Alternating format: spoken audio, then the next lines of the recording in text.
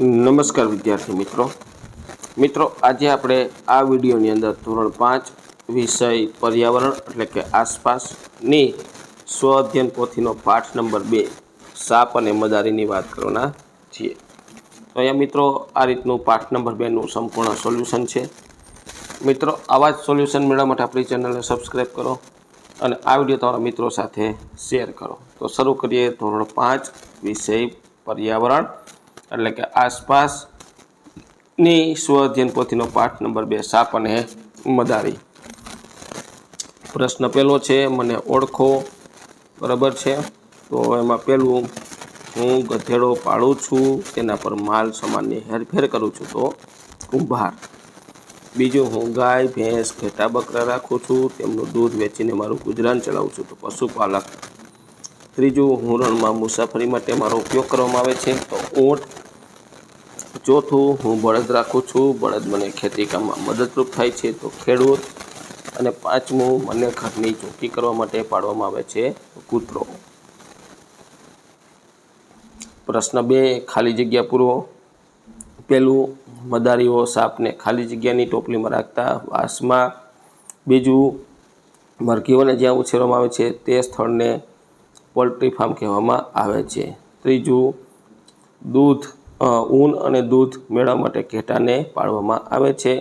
સવારી માટે ઘોડા ઊંટ બળદ પ્રાણીનો ઉપયોગ થાય છે। પાંચમું, સાપ કરડ્યા પછી બચાવ માટે દવા સાપના ઝેરમાંથી બનાવવામાં આવે છે। ત્યાર પછી પ્રશ્ન 3, જોડકા જોડો। તો ખેડૂત એની સામે આવશે બળદ, કુંભારની સામે ગધેડું, પશુપાલક ગાય અને મદારી તો સાપ। પ્રશ્ન 4, નીચેનું કોષ્ટક પૂર્ણ કરો। પ્રાણીઓનો ઉપયોગ, ગાય તો દૂધ આપે છે, ઘેટા તો દૂધ અને ઊન આપે છે, ઊંટ તો ભારવાહક કરવા માટે, ઘોડો સવારી કરવા અને ભારવહન માટે, બળદ ખેતી માટે, હાથી ભારવહન કરવા માટે। ત્યાર પછી પ્રશ્ન 5, નીચેના પ્રશ્નોના જવાબ લખો। તમને પહેલું, તમે સાપને જોયો છે ક્યાં? તેની અંદાજિત લંબાઈ ફૂટમાં લખો। હા, મેં મારા ખેતરમાં સાપ જોયો, તેની અંદાજિત લંબાઈ 4 ફૂટની। બીજું, સાપ ખોરાક કેવી રીતે લે છે? સાપ પોતાનો ખોરાક ગળી જાય છે।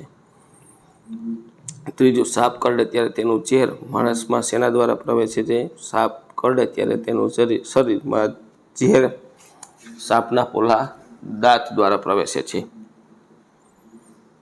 સાપને કેટલા દાંત હોય છે? સાપને 2 દાંત હોય છે।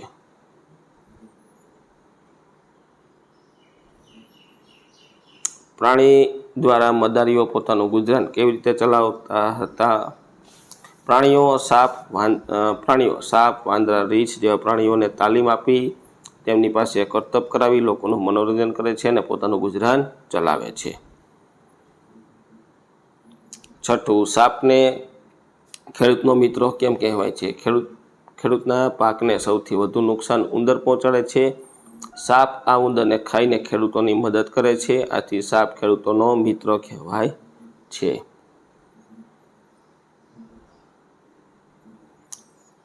સાતમું, કયા પ્રાણીઓનો ઉપયોગ મનોરંજન માટે કરવામાં આવતો હતો?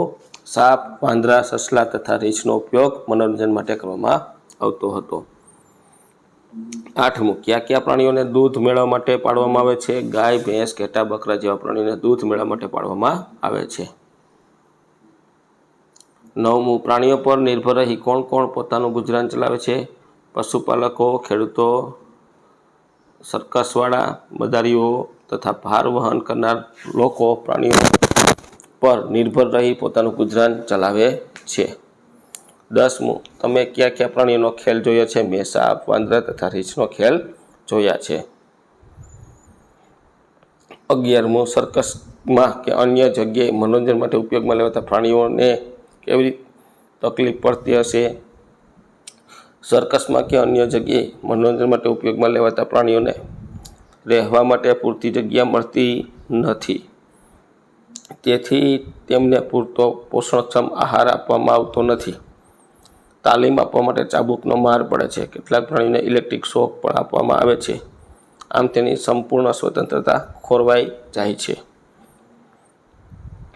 12મું તમને કોઈ પ્રાણીઓની જેમ ખેલ કરાવે તો તમને કેવી તકલીફ પડે છે તે વિચારી લખો. તાલીમ વખતે શારીરિક તકલીફ થાય છે, ચાબુકનો માર સહન કરવો પડે છે, ખેલ બતાવતી વખતે માનસિક ત્રાસ અને ઈજાઓ સહન કરવી પડે છે, લોકોની મશ્કરી સહન કરવી પડે છે, પૂરતું અને પોષણક્ષમ ખાવાનું ન મળે અને સર્કસવાળા સંચાલકો અપમાનિત કરે તે સહન કરવું પડે. તો મિત્રો આ હતું આપણું ધોરણ 5 વિષય પર્યાવરણ એટલે કે આસપાસની સ્વઅધ્યયન પોથીના પાઠ નંબર 2નું સંપૂર્ણ સોલ્યુશન જોયું. મિત્રો આવા જ સોલ્યુશન મેળવવા માટે આપણી ચેનલને સબસ્ક્રાઈબ કરો અને આ વિડીયો તમારા મિત્રો સાથે શેર કરો.